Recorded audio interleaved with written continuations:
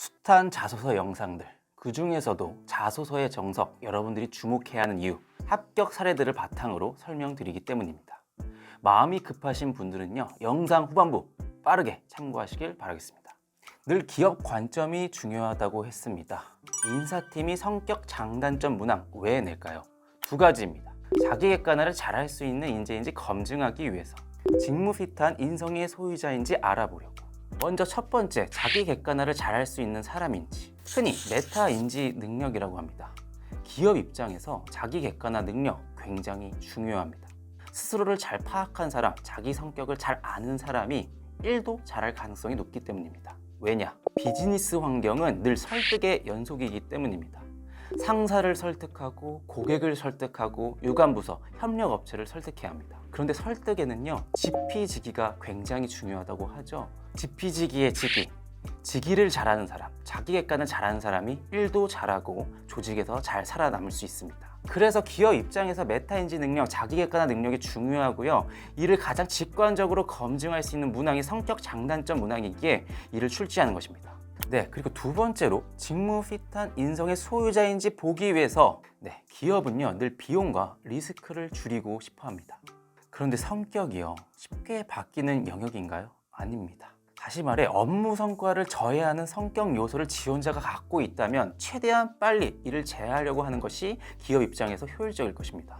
기업의 재무적 관점에서 직무 핏한 인성의 소유자인지 굉장히 중요하며, 이를 성격 장단점 문항을 통해 알아보고자 하는 것입니다. 이렇게 출제 의도 알아봤으니까 인사팀의 입맛에 맞게 저희가 접근을 해야겠죠. 첫 번째, 자기 객관을 잘할 수 있는 인재인지 어떻게 표현하면 될까요? 여러분들은요, 면접까지 그 일관성을 지켜낼 수 있는 정말 여러분들 본인의 것을 내놓아야 합니다. 면접에서 그 모습이 어긋날 시 여러분들의 진정성은 의심받을 것이고요, 메타인지 능력이 낮다고 낙인 찍힐 것이기 때문입니다. 그런데요, 본인의 성격을 객관적으로 파악하는 거 정말 쉽지 않은 일입니다.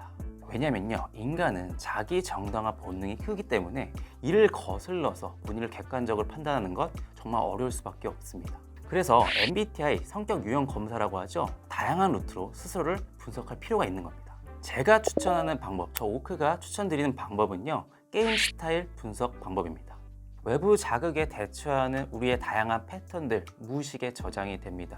그리고 그 스타일들이 게임 속에서 자연스럽게 발현되는데요, 돌진의 격투를 벌이는 전사형 스타일인지, 후방에서 간접적 무기를 사용하는지, 타 멤버를 돕는 힐러 유형인지, 이건 RPG 게임에 특화된 설명일 텐데, 우리 롤이나 스타크래프트 한번 생각을 해볼게요. 여러분들 자잘자잘한 공격을 잘 참아내시나요? 그럼 여러분들 끈기와 참을성이 높은 성격이신 겁니다.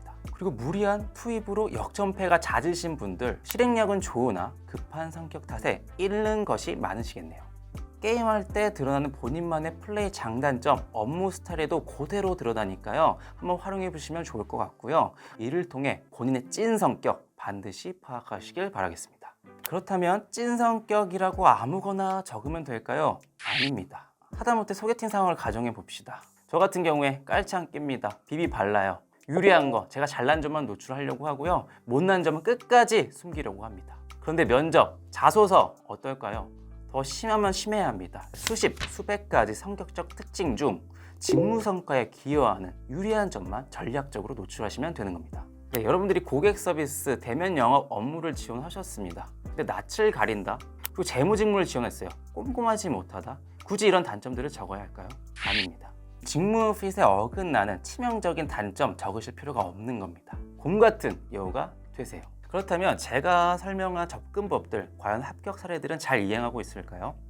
먼저 이렇게 다양한 성격 문항의 유형들이 있는데요, 이렇게 직접적으로 성격 장단점 물어보기도 하고요, 성격의 특성을 얘기해라, 대표 키워드를 제시해라, 그리고 각 기업마다 중요시하는 성격적 특징을 물어보는 문항도 있습니다. 그래서 이렇게 다양한 질문들 어떻게 답변할 수 있는지 합격 사례를 통해 보도록 하겠습니다. 그리고 제가 앞서 강조한 두 가지 포인트 중 첫 번째 포인트는 면접에서 보다 자세히 검증이 되니까 두 번째, 이 점에 집중해서 보도록 하겠습니다.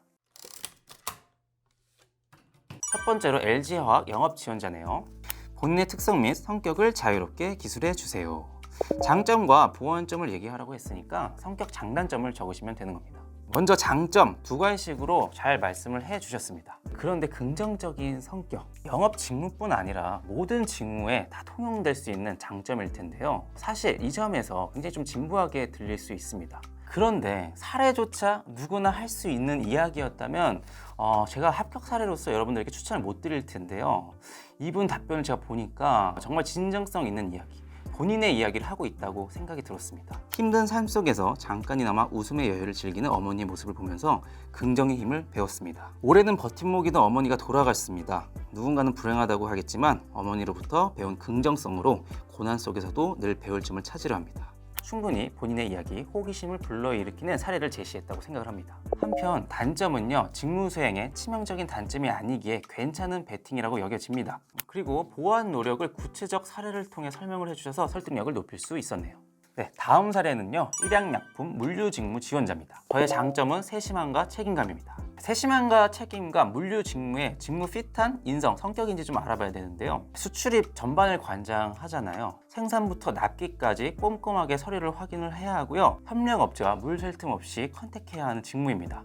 세심함 필요하죠. 그리고 한 큐당 한 건당 수백억, 수천억 매출이 발생하는 일입니다. 책임감 필요합니다. 직무 핏한 성격 장점을 잘 선택해 주셨네요. 네, 그리고 그 장점을 발휘한 근거로 직무 유관 경험을 잘 적어 주셨는데요. 포스코 호주 법인 수출 업무서를 적어 주셨습니다. 그리고 이후에는 RFQ, POD와 같이 직무 관련 지식도 뽐내 주셨습니다. 네, 이렇게 성격 장점과 더불어 직무 역량까지 동시에 잘 뽐내 주셨네요. 굉장히 여우 같고 영리했습니다. 다소 아쉬운 점은 단점이었습니다.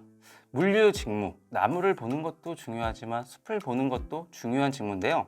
리스키한 단점을 굳이 언급한 모습입니다. 그리고 이렇게 굳이 리스키한 단점을 적어냈다면 지속적으로 보완하는 노력을 적어주셔야 하는데요. 그렇지 못했습니다. 문제가 발생을 했고 이를 본인의 임기응변으로 대처한 정도의 노력만 보여주고 계신데요. 현직자 입장에선 이를 믿고 맡기기에 다소 불안한 신입으로서 비춰질 수 있으니까요. 조금 아쉬웠네요. 단점을 조금 더 무난한 것으로 골랐다면 더욱더 완벽한 합격 사례가 됐을 것입니다.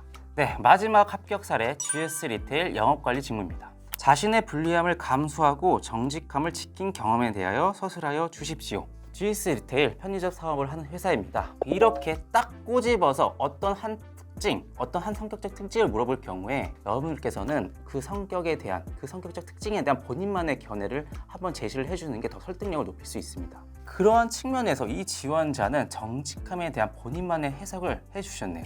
정직함을 지킨다는 건 기존에 정해진 수칙을 준수하고 따르는 것으로 생각합니다. 무난하게 본인의 의견을 제시했다고 생각합니다. 여러분들께서 이런 문항의 경우 부담감을 느끼실 필요가 없다고 생각을 합니다. 사실 살면서 불리함을 감수하고 정직함을 발휘해본 사례, 특별하고 대단한 경험 없을 겁니다. 조금 더 라이트하게 접근할 필요가 있어요. 불리함에 처했다는 거, 결과적으로 문제 상황에 봉착했다는 것입니다. 문제 상황에 봉착했을 때 당시의 사고 흐름 어떻게 대처했는지 여러분들만의 논리적인 구조만 뽐내시면 되는 겁니다. 그래도 충분히 합격점을 줄 수 있으니까요. 부담감 내려놓으시고 한번 사례 살펴보도록 하겠습니다. 불량품을 선별하여 판매하는 교육을 받았지만 몇몇 아르바이트생이 이 정도면 먹을만하지 라며 모양이 일그러진 도넛을 포장할 때마다 저는 수칙을 지켜 판매하자고 권유하고 설득하였습니다. 네, 주위의 판매원들이 다 같은 행동을 하는데 본인만 이의를 제기해서 조직의 매출을 도모한다는 것, 굉장히 어려운 일입니다. 스스로 불리한 상황에 처한다는 것이고요. 이를 개선하고자 하는 노력, 조직 관점의 노력을 했다는 겁니다. 제가 만약에 관리자라면요, 이런 알바 굉장히 기특하게 생각했을 겁니다. 이러한 지원자가 또 후배로 들어온다면 얼마나 믿고 일을 맡길 수 있겠습니까? 귀여운 에피소드였죠. 취준생들 사례 뭐 대단한 거 있겠습니까? 충분히 합격점을 주기에 좋은 사례였습니다. 네, 오늘 이렇게 성격 장단점 문항 분석해 봤는데요. 잘 적은 하나의 성격 장단점 문항 10개, 100개 기업에 복붙 가능하니까요. 한번 딱 힘줘서 적고 잘 돌려막기 하시길 바라겠습니다. 그리고 성격 문항, 직무 역량 문항보다 중요하지 않다고들 얘기를 합니다. 네, 맞습니다. 사실입니다. 그럼에도 제가 여러분들의 인생 선배, 직장 선배로서 얘기를 하건데 조금 더 긴 호흡으로 바라보면요. 스스로를 잘 파악하는 것만큼 중요한 것이 없다고 생각을 합니다. 여러분들이 스스로를 잘 모르면요. 올바른 선택을 할 수 없기 때문입니다. 이왕 자소서 쓰는 김에 스스로를 되돌아보면서 또 스스로를 아껴주는 그런 시간이 됐으면 좋겠습니다. 네, 오늘 영상 이렇게 마무리하고요. 다음은 직무 역량 문항으로 찾아뵙도록 하겠습니다. 감사합니다.